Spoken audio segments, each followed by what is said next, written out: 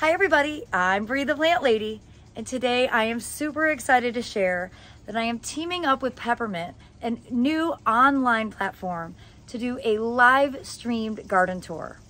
I've never done this before and I'm really excited.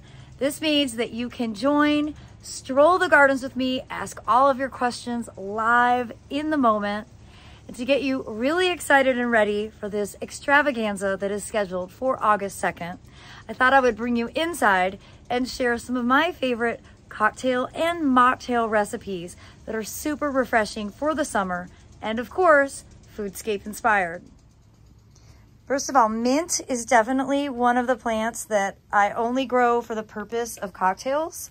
And you can see this bed is surrounded by cement. That is very much on purpose. I do not want mint to escape into the garden. It's far too vigorous to be able to keep track of. But this is a delicious and super refreshing variety. And I'm gonna go ahead and collect a bunch because this can really just elevate a drink or even just a pitcher of water. Welcome to the Carolina Garden House.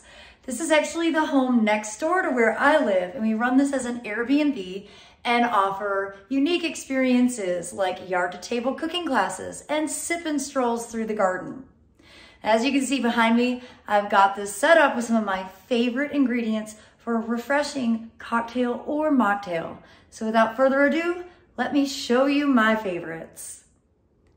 So what are my list of ingredients? Well, let's start with garden fresh things, including a mazel basil, mint, and a cucumber that I just harvested. I also have some citrus from the grocery store because none of my citrus is ready to be harvested.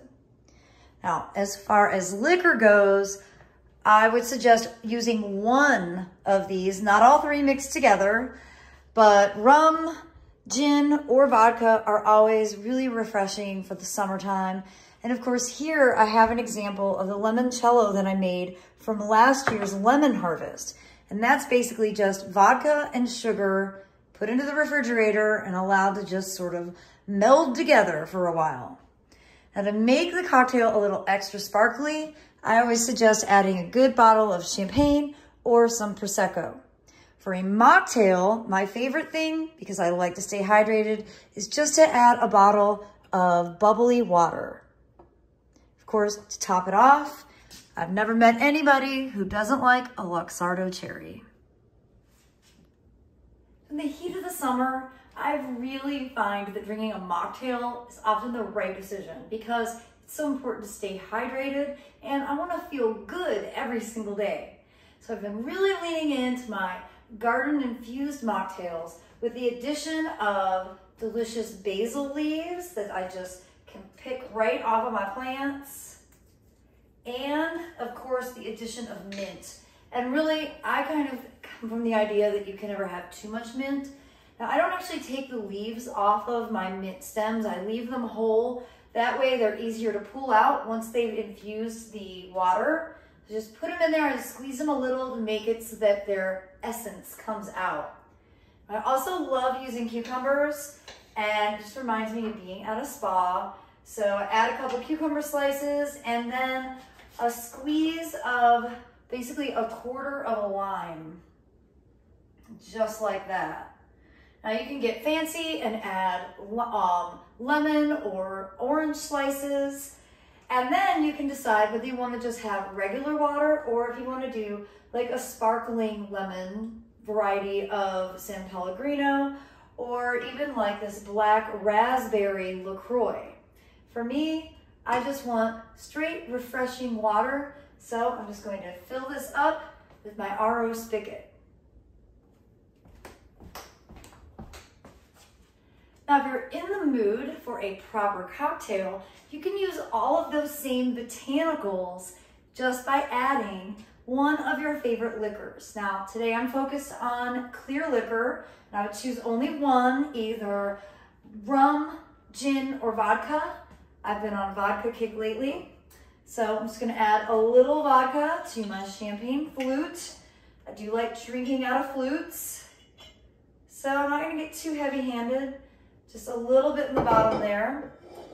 And of course, I'm going to start with a good bit of lime juice. I'm going to add a couple of these really small, very tender pieces of basil, which is really going to give it a great botanical flavor, just like that. And then I have some pineapple orange juice here to mix in with that vodka. And then I can top off with some bubbles. And I have this Prosecco already opened, so I'm going to go ahead and utilize that. Now, of course, to top it off, I have yet to meet somebody who didn't get excited with the addition of a Luxardo cherry. Give that a nice little twirl. And cheers, everybody. I hope you'll join me for my live stream garden tour on August 2nd through Peppermint. You can click the link below, and I hope that you will prepare a garden-inspired cocktail so that we can all toast together. Thanks so much for watching, everybody. I look forward to seeing you soon.